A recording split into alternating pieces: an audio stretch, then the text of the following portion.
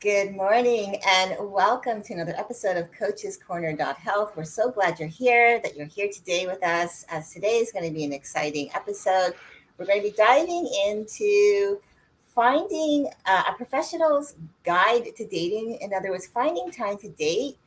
We know it can be really frustrating, especially when you've got your career set or you've got your business goals all met and now and of course or ready as they can be, and now it's time to like start adding more to your life, and it can be really frustrating or it can be challenging to figure out what that looks like. So we're going to be diving into this topic a little bit more as we go along. But before we get started, let me introduce myself. My name is Leslie Cadet. I'm a self-care coach, and I specialize in helping female coaches and course creators prioritize self-care so they wake up with more energy, focus, and intention to not only tackle their daily activities, but they can serve their clients at the top peak level with confidence. Andy, tell us who you are. Thank you, Leslie, for your introduction. I love listening to that every single episode. Hello, everybody. I am Andy Lidstone. I'm the unconditional coach. I help people with boundaries and control issues. And yeah, today's episode is going to be a really cool one, I think. Um, how to date as a busy professional, which is different than how to date as a young person or as a young adult, or how to date as a mature person getting back into the market, or maybe you've never been in the market before. But this is somebody who's maybe gotten their career on off first. They've prioritized their career, or maybe they've started a business and they've finally gotten things to where they want it to be. So we're talking people, not so much early adults, but also not, middle aged yet. We're talking people who are still young enough to enjoy the dating cycle and have a stability, financial and career stability enough to be able to date the way they want to. So, what does that look like? Yeah, and that's a great question because I have been out of the dating world, out of that whole thing for quite some years. But if I go back in time and just look at it a little bit, I can remember, especially because I've been in this industry of law for like 40 plus years now. And I know what it was like in the very beginning when I was just first starting and I was excited and wanting to build on it. And I was seeking out ways to improve in areas in my career. And during that time, I also was looking to date someone serious because I knew I had the career. In fact, I'd been dating the wrong guy for the first 5 years of being in law, and of course, so that got me more or less, I guess, stabilized in my career, knowing this is what I wanted to do. So I still was focused on that, even though I was dating the wrong guy at the time. Right. And then when I did feel ready afterwards. It's like, okay, how do I get back into the dating world as a busy professional? Because I was super busy. What would that look like, and the confidence to go with that? And so it was interesting. And we're going to talk about that, as we go Yeah. along in this conversation. But I thought it was just like quite interesting for me to actually even look back because, I've been out of the dating world for, over almost 3 decades. I So, was going to say nearly 3 decades now. Yeah. hmm So it's been a bit of time for you. Myself, I'm more in the later stages. I've been married, I've got children, and I've been single for a while. And I have been back in the dating world, but again, it's not the same for me as it was back in the day when I was younger. However, I am currently a busy professional, and therefore, am searching, or at least available for, a potential relationship. And therefore, it is a different situation than what people might expect. And what does that actually look like? It's easy to think, okay, well, I have my career where I want it to be. Now I can change my focus to, this other thing over here. But it's hmm not that easy. It sounds that easy, but it's not, because all the attention, time, and say training and energy and focus, and the things we've intended to learn to get us to this stage, only some of those things will help us get to the next stage, and some of them will actually get in the way. the things that we've had to do to um, be successful in our career are not necessarily the same things we have to do to be successful in dating. Now, some of them very much cross over and some of them don't. And which ones do and which ones don't depends greatly on what kind of a career you pursue and how you pursued it. So, how can we figure out which skills transcribe and which ones don't? Right? Yeah, How do we know? I know. And I think it's just going to be trial and error, Right. really. Because I don't think there's like a formula you can follow. I know that people have written books like How to Date, all of those types of books that Yep. are out there. Some of them But I better guess, than others. and I'm sure that they're helpful to a specific, to a point. But when it, when it comes to execution, I think it really just depends on the person's personality, their confidence level. It really does come down to just the Yes. individual. There isn't really a one size fits all. There might be a model that you can go after and try to emulate, but it doesn't mean that it's going to work out exactly for you the way it might for someone else that you know, or even just someone else in general. Yeah. So for me, for excuse me, my own experience around dating as a young professional was um, very different, I think, than it is today. I didn't have, there wasn't really that I wasn't even really made aware. I mean, there probably were dating sites, but I had never heard of one and I'd never been on one. Right. There, a lot of people did now there's like these dating apps that people are on. I don't Right. recall ever seeing a dating app when I was a young professional getting ready to date or dating. So the way I relied upon meeting someone was wherever I was, meaning if I was out with friends, we were out dancing, we were out at different places like that. That's where I typically met people that I dated, was at the club, Yeah. because that was the place to meet people. And that's exactly how I met my husband. Was we were out at a club uh, that was, it typically was like a top. It was more like a 50s, 60s place. It's no longer there, but on Friday nights and Saturday nights they would play the top 40, Right. and so that brought younger crowds to the place on Fridays and Saturdays. And that's a place where I wouldn't go often, but I would go sometimes with my friends. So that's how I would go to places like that to meet someone. And that is how I met pretty Right. much everyone that I've ever dated, is except, maybe a couple of people through friends, but mostly it was through those experiences. But I also knew at the time, I think, when I was ready after I got out of that relationship that really wasn't a great relationship for me, it was really the wrong type of relationship. I had a little bit more expectations around what I wanted and what I didn't want. Right. And so getting out into that dating, into another situation again, but I was out with friends. It was always out with friends. I wasn't out by myself and meeting people. I was out Right. with friends. And so that kind of gave me a little bit of comfort, knowing I had people who had my back, and surrounding me as if was to meet someone. And so yeah, that's how I would date, would be that way. So how do people today do that though? Because now you've got the dating apps, and I'm sure people still meet the traditional way that I did, by going out to clubs, and I'm sure they get set up with friends. But how to know, like, finding that time, first of all, because you're going to need to find the time to do this.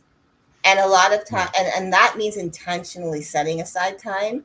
And I think that's where dating apps come in, where people actually, I guess, enjoy that, because that feature, because it takes out, it allows them not to have to go somewhere in order to see potential people to date. But to me, I don't know how I would feel about that if it was me today having to go through a dating app, because I prefer have it. I'd like to talk to somebody, um, really not have the what you see in the picture and what they put in their bio as being the leading introduction. I would Right. prefer that if I met someone out, the leading introduction is, you can tell usually right away whether you want to continue talking to someone. But with these apps, for me only, I'm just saying from my own personal viewpoint that I might feel it. I don't know if I would find it comfortable to to start there where you tell me who you are on paper and then we start talking because I don't know. Like usually when you meet someone first time, there's no time to prepare.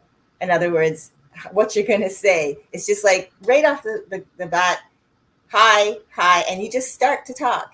So there's no time to like get behind a bio and this is, oh, here, read this is who I am. Instead it's like I need to tell you right up front, this is who I am, and you get to know the person right out the gate. So I don't know, what's your experience around that, Andy? Um, my experience is completely different than yours, and I think that's valuable because, like you were saying, there is no one size fits all. There's 2,000 recipes, and there's 8 billion people, so pick your recipe, right? And there's probably not even 2,000 recipes. There's probably 8 billion recipes. There's probably a specific way that you yourself can date that is different than anybody else can date, right? Um, so there isn't a one size fits all. And for example, I did go to the clubs when I was younger, and the closest I ever got to getting a date was somebody dropped a date rape drug into my drink, and I ended up passed out on the steps of that particular club. That was the closest I ever got to having a date, and I promise you that wasn't intended for me. It was probably intended for some girl that was sitting near me.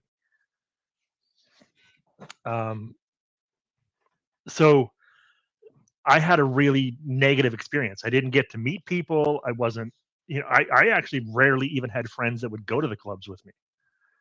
Never mind, um, meeting people while I was there. I did meet one girl at a club, and we had a very shallow and short-term relationship. You know, in the double digits of days, not weeks or months. So it was not a good experience for me.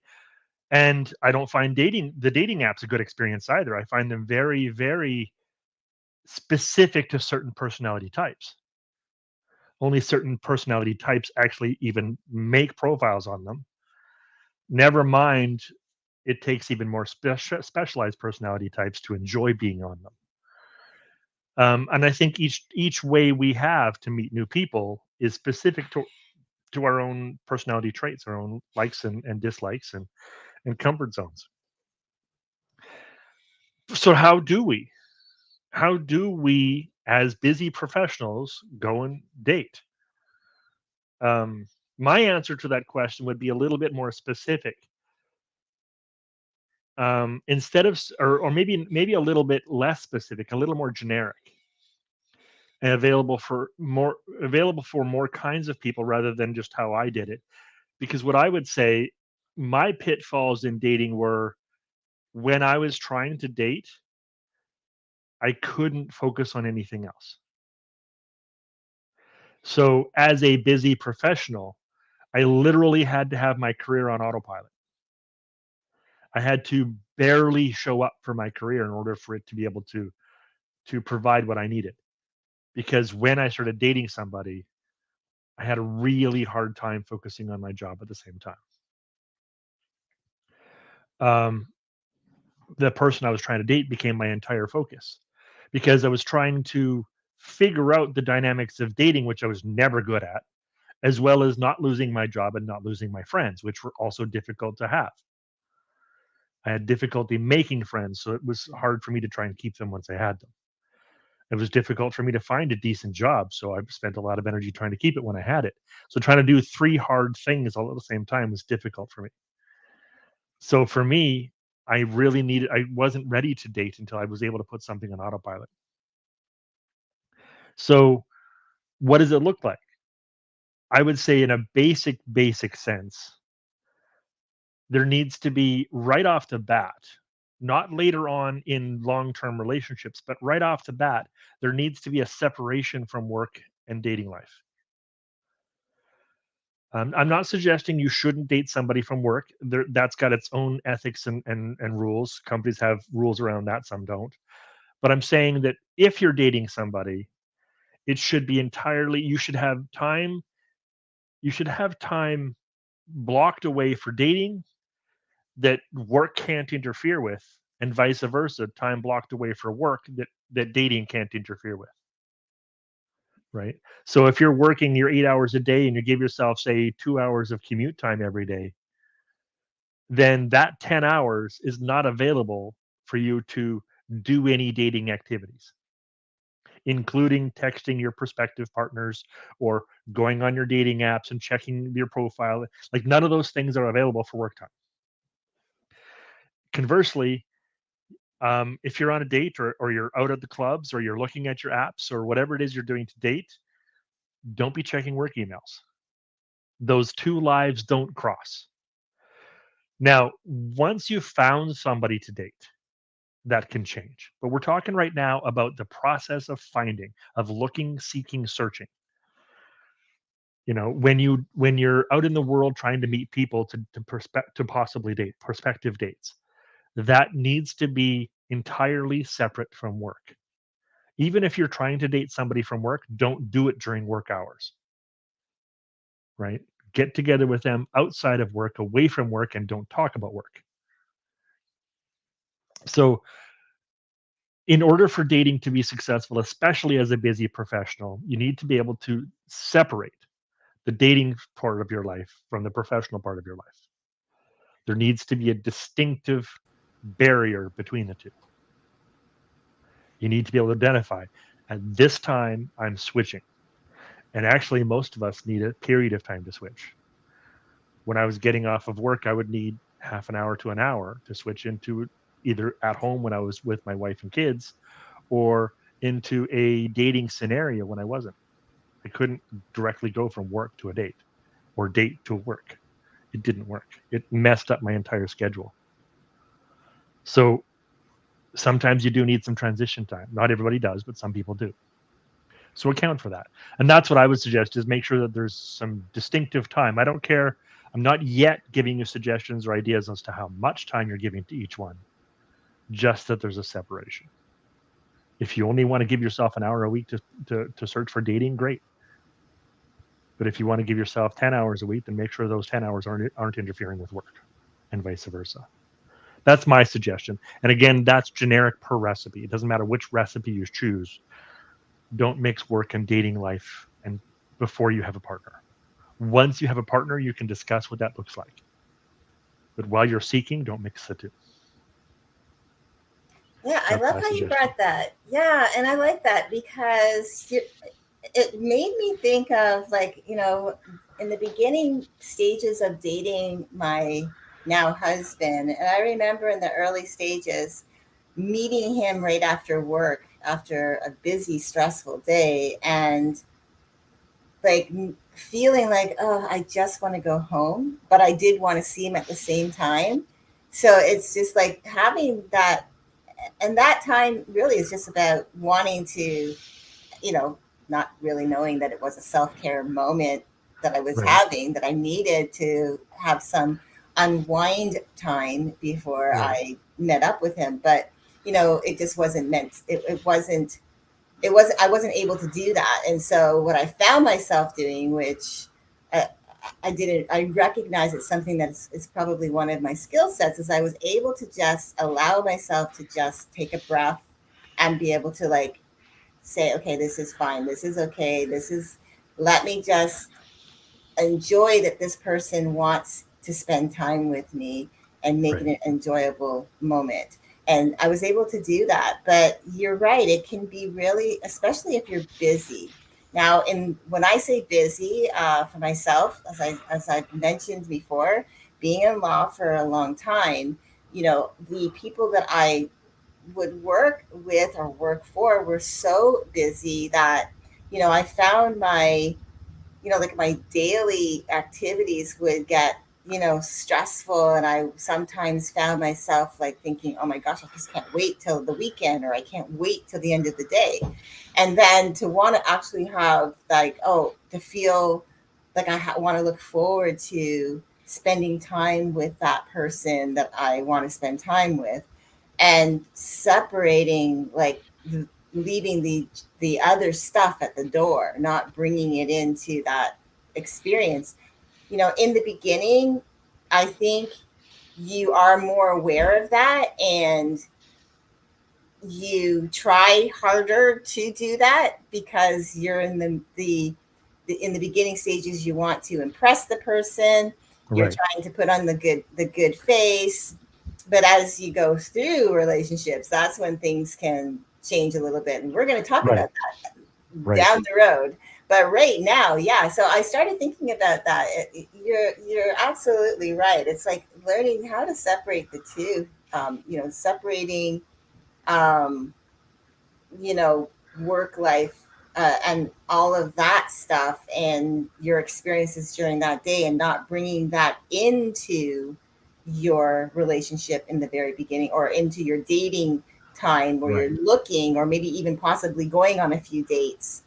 Um, and then the same thing, like you said, not allowing your personal life, your dating life, to get into in the way um, of your work life, Right. because that's your bread and butter. Again, if this is your company, you want to, like, obviously lead by example.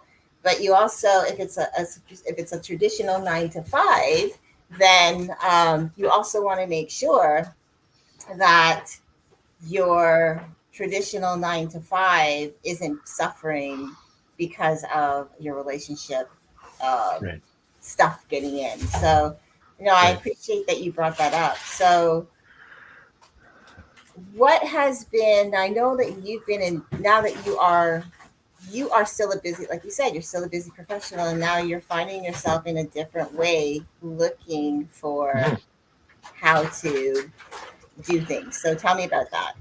Right. So, first of all, for me, I'm not actively looking for a new relationship. However, I am single, so relationships do pop up once in a while. The opportunity pops up once in a while. I do meet single women who are, at least in some sense interested, um, at least in exploring the possibility, right? So, that's what dating looks like. You don't date because I've decided this is the person I'm going to marry.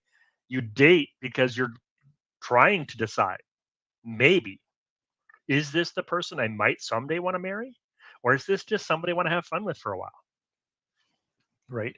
And that's what dating is about, is discernment, or figuring out, or trying to find, somebody, trying to figure out if this person fits into my life or I fit into theirs.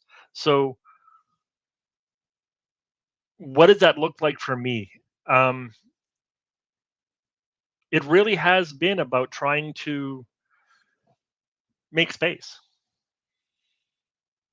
One of the I was dating a girl for a little while, and one of the conflicts that came up is whenever she wanted to hang out, I had appointments that day. Or if she booked a weekend, I didn't know she was booking a weekend before she just came and picked me up one day. She did that a couple, three times, and I didn't know beforehand. She didn't ask me to book the weekend off. She didn't ask me to change appointments, or change my schedule around. She just, brought me someplace and got mad when I was on calls. Right. So this is something that, if there is going to be some dating going on, it's there needs to be some separation. Let me give a scenario to you too. If let's say you are dating in the clubs, you are, going to the clubs, as you said you have done, and I have done too, just not with success.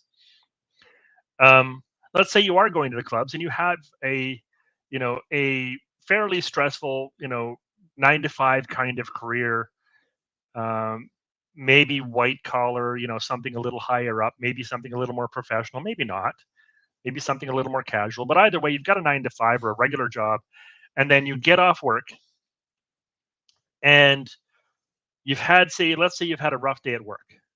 but you've been planning with your friends all week to go out on a Friday night to the club, but you've had a rough day at work. Maybe you've had a rough week, but let's just say you had a rough day. So you go to the club. How are you going to be excited to want to go to the club in the first place if you've had a rough day? Chances are you might be excited to go have a few drinks. Even most people these days aren't excited for that, but some are. But you're not likely to be excited to go meet new people if you've had a rough day at work. So this is where the separation between work and dating comes into play. Having that time to transition. Or better yet, let's say you had a couple of really crummy dates on Friday and Saturday night, and then you go into work Monday morning and you run into coworkers who have similar personality traits to one or both of those dates, right? Maybe you have some sort of a reaction or some sort of a confrontation or some sort of a negative situation that happens with one of those coworkers, not because of anything they've done, because maybe they've done some of those things before and you were able to brush it off or or let it go, but because of these dates you had, you weren't able to. This is the key that I've learned in separating myself in those two scenarios. I am a busy professional here, and I am a single man over here. They don't cross lines. Now, that doesn't mean, like I said, that doesn't mean you can't date coworkers. Um, there is there is a couple of women that I know in the dance community who've asked me to coach people they know, friends, family members, that sort of thing. So there is a very quick and easy transition to go from work to dating life with these couple of women. I specifically put boundaries in place so that we don't talk about work when we're out being social. I don't talk about their family member. Honestly, I don't talk about their family members almost at all, but I don't even give them, if they ask me a question, I won't give them any kind of an answer. I'll be like, look, let's just not talk about this because this is a social situation. If you want a more professional conversation, then call me during business hours, right? Or even if it's for themselves. If they want to talk about something professional, but we're in a social situation that could potentially turn into a date or has been a date, there is no professional conversations happening at that point. I won't answer my email. I won't take the calls. Um, so that's kind of the point, is to separate the two, especially in the dating stages, especially when you're trying to find someone to date. As you and I've both mentioned, once you get into the stages where you have somebody you're interested in, and you get into, okay, we're going to have a second and a third and maybe a few more dates, that's when you get to have the conversation about work life balance and how much time do I give you versus this other stuff. And we'll get into that in a future video, but right now we're talking about what happens when maybe you don't have more than one or two dates with a person and you're just seeking people to have your first couple of dates with.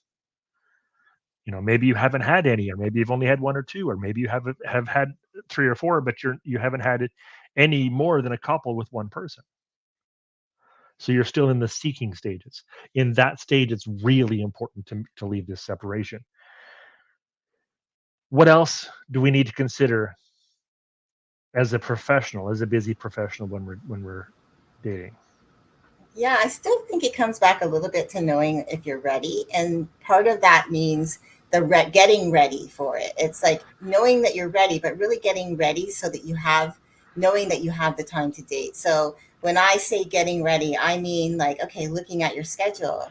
If I work like 40 hours a week, or maybe my hours are 50 or 60 hours a week, where would dating fit Mhm.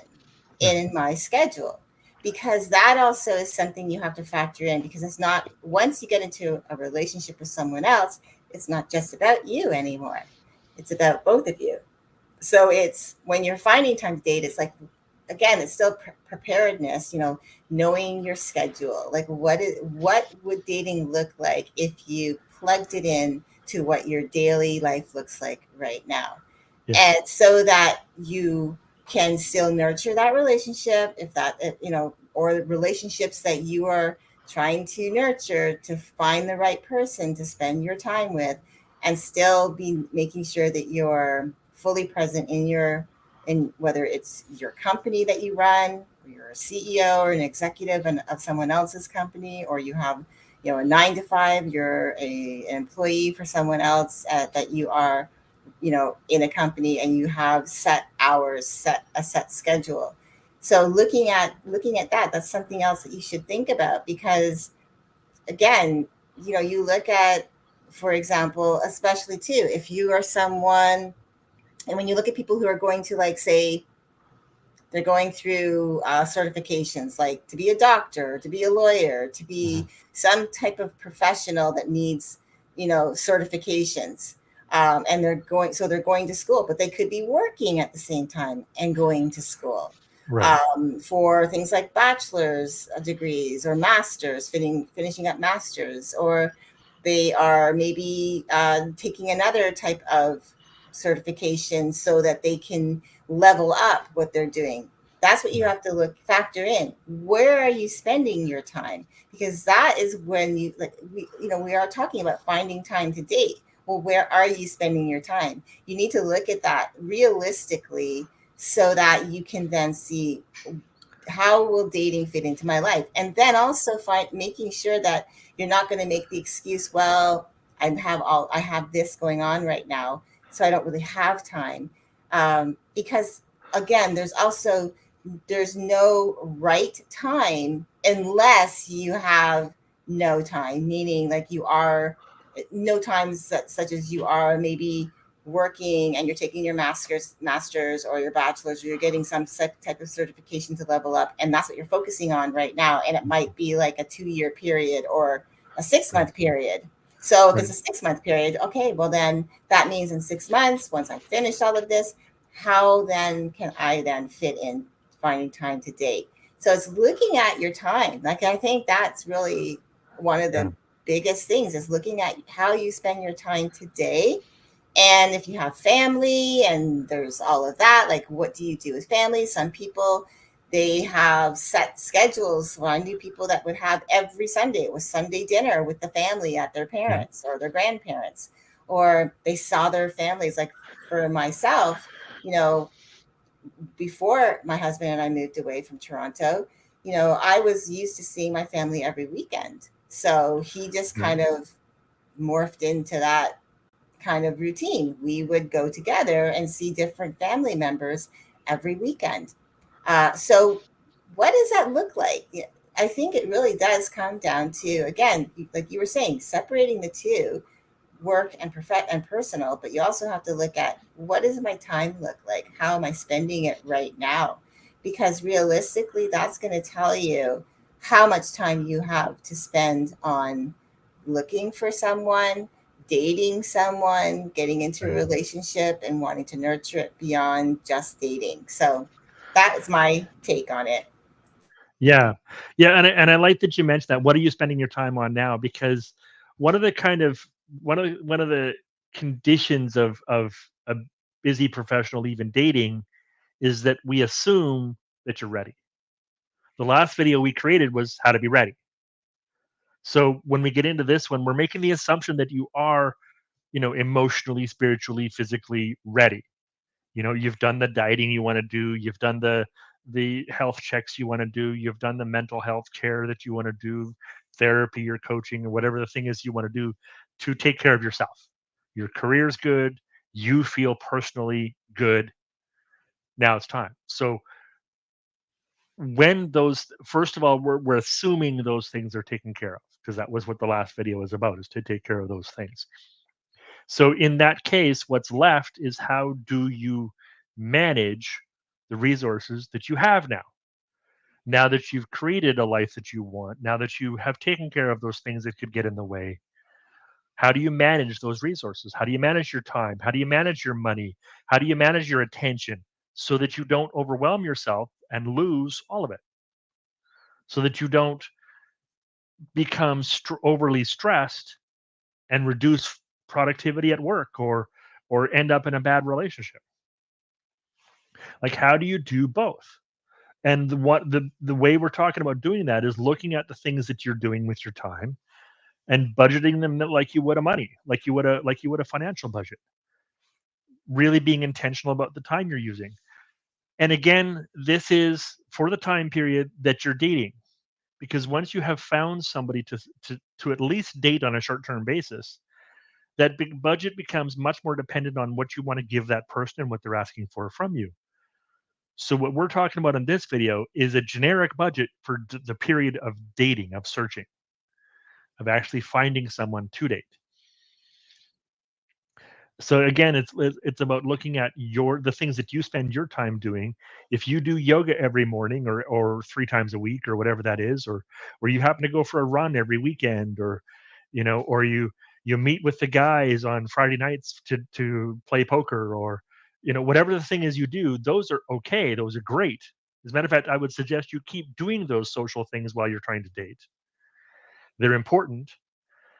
And be intentional about what time you're setting aside to do the dating activities, to do the activities related to dating. Now, sometimes that can be a bit of a gray area because sometimes poker with the guys is how you meet new people. That's okay. But I'm talking about specific things that you do outside of your normal activities, whether it's on dating apps or whether it's going to the clubs or whether it's trying to find, you know, to meet new, to go to meetup groups or whatever it is that you're intending to do to meet new people. Make that a specific time. It helps to make it a regular time each week, but it doesn't have to be. It does help. It is important to block it. And it's important when you look at what you're doing with your time, everybody's time is filled up. Everybody, I don't care how busy or not busy you are, somebody who's sitting playing video games or watching movies all day, their time is still filled up. They're not sitting there in stasis doing nothing at all. They might be surfing their phone on Facebook. They might be watching some YouTube videos they don't actually care about that just popped up on their feed for the 40th time today. They might be doing something they personally put little to no value in, but they're still doing something. So nobody is doing nothing. So look at yourself and ask yourself, which of these activities that I'm doing do I actually value, and which ones would I rather put towards something I'd rather do? If you're spending the 7th hour on YouTube every day, then you could probably spend a couple of those hours in dating activities. If you're spending 60 hours a week at work, then how many hours do you have left to put toward dating activities before you want to just take some time to rest, or maybe go out with friends, not for dating, but just to hang out with people you already know, right?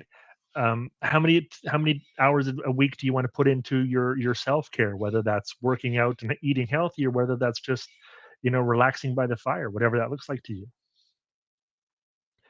So be careful, be conscious of the things you're spending your time doing, and make sure you continue to do those things that make you a better person and help you stay stable.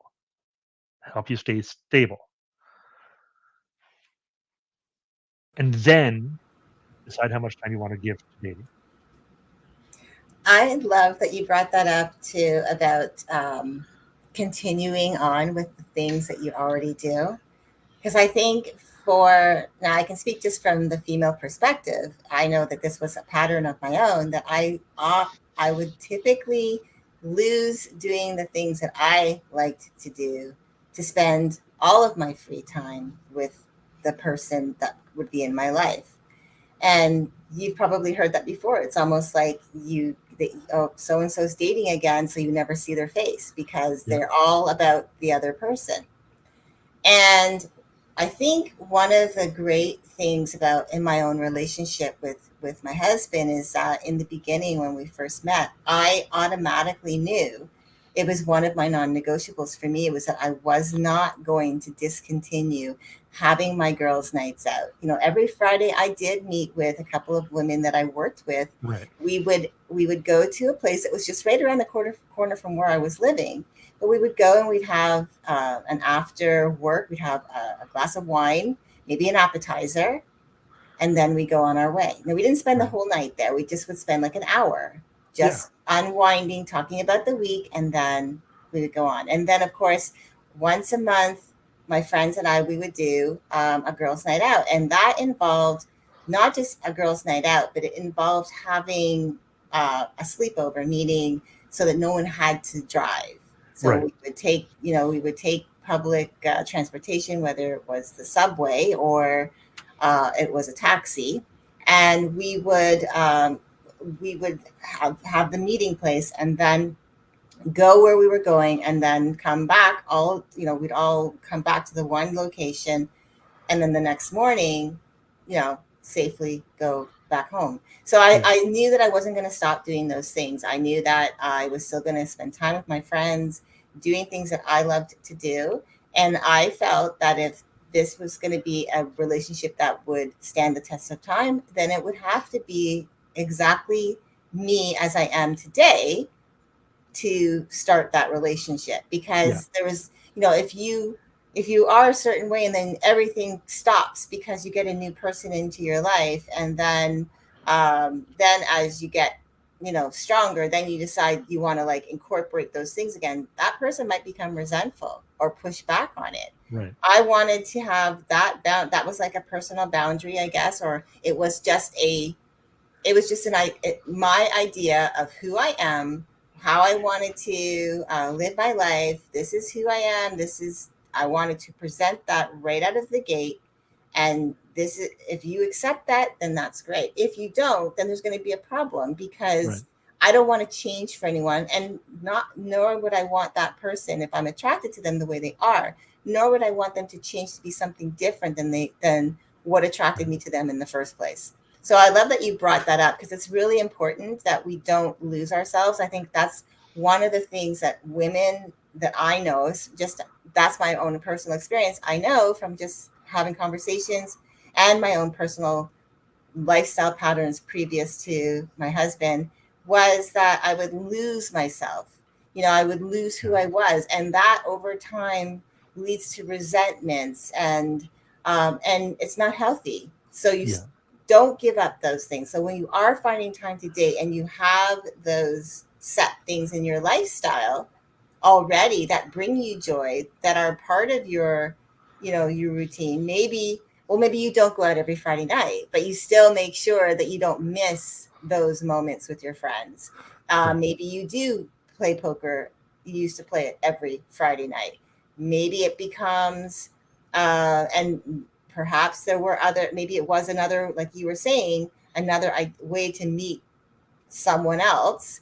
Right. Maybe you bring that person with you to the poker game, or you only go to the poker game twice a month rather than every Friday. It's Right. learning to compromise, but not giving up everything that makes you happy, because otherwise it can lead to resentment. So I Yeah. love that you brought that up. Yeah. And there's another side of that too.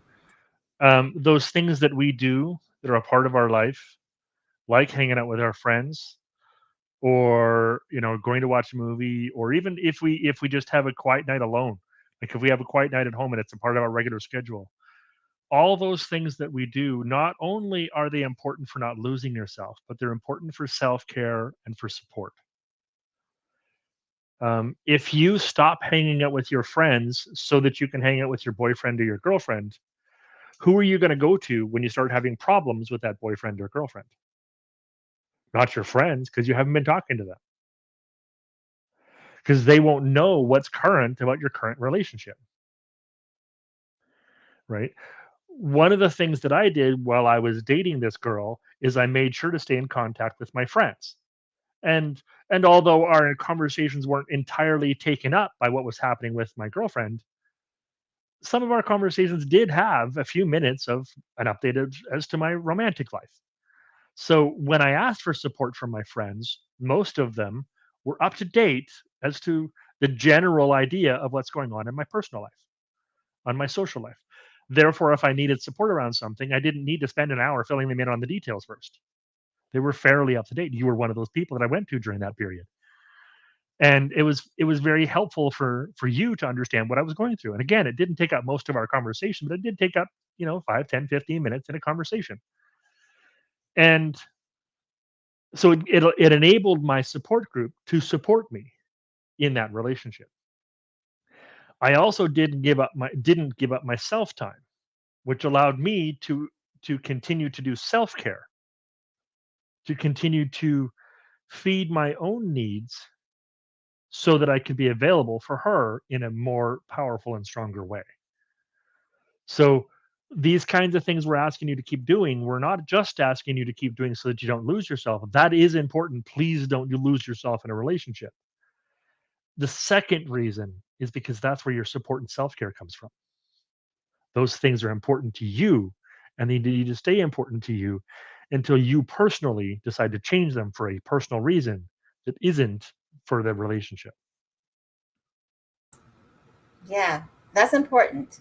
Community, having connections with people. That's why it's like one of the things that is really important to me when I work with my clients is I really, really push for making sure that they have people in their inner circle that they can go to, to lean on for support, and that they would do the same for. I just think that we're better together when we have those connections. It Hmm. keeps us from feeling like we're alone. It keeps us from, feeling stuck and we can't move forward. And it gives us an outlet to speak how we feel. So I think that's so important.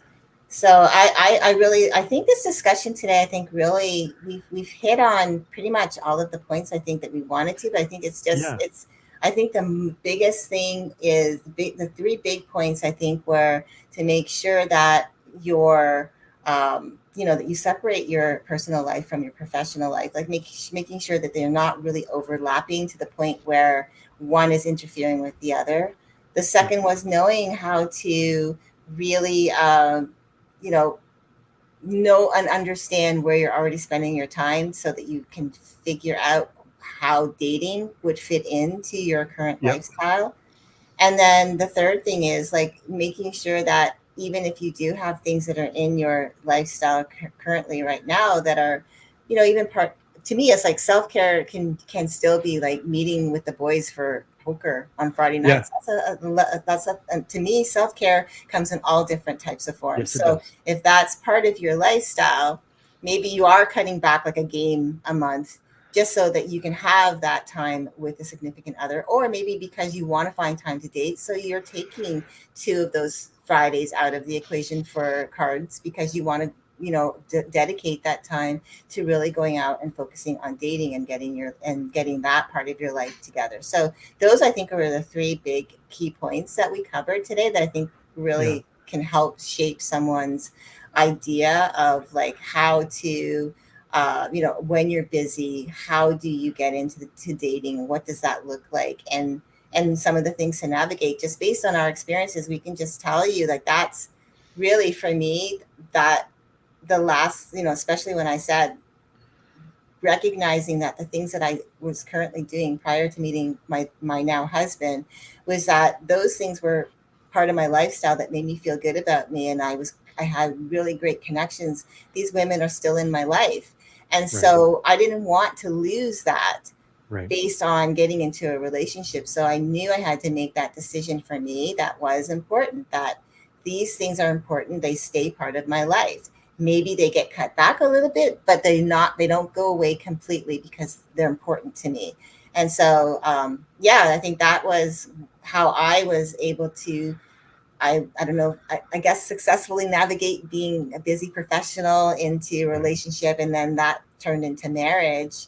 And then my whole life started to change just based on some of the life choices that my husband and I made, which have been beautiful and amazing. But yeah, so I really feel like, as a professional, that you can have both a personal life and a thriving career or a thriving business. It's just learning how to prioritize both in a way that fits your lifestyle so that you can show up as the best version of yourself for both, and not one is not lacking. So that's my take. Is there anything you want us to close us with, Andy, before we sign off from this amazing conversation? No, I think you covered everything. I think that's it. Those 3 points that you made are important, and I think that's the gist of what we're talking about today. So, thank you everybody for watching our video. Thank you for participating in the conversation. If you have anything to add, please drop it in the comments. We'd love to hear from you. If you have anything you'd like us to talk about, please also drop that in the comments. Again, we'd love to hear from you. Please like and subscribe to this video, to this channel, um, and we look forward to hearing from you again. Thank you very much for watching, everybody. Yeah, and thanks, Andy, for a great conversation. As always, it's a pleasure having these conversations with you. It Yes, just takes me back in time to really like reflect on my life. And to me, this is a beautiful thing to do because when you can look back on yes, your life and say, "Oh, I learned things from this, and now I'm a completely different person." But how can I use what I just reminisced about to like really enrich my life even more? So, thank you again for a beautiful conversation. thank you. We hope you have an amazing weekend. Have a great week, and we will see you again here next time, next Saturday at 10 a.m. Eastern. For now, see you then. Bye bye, everybody.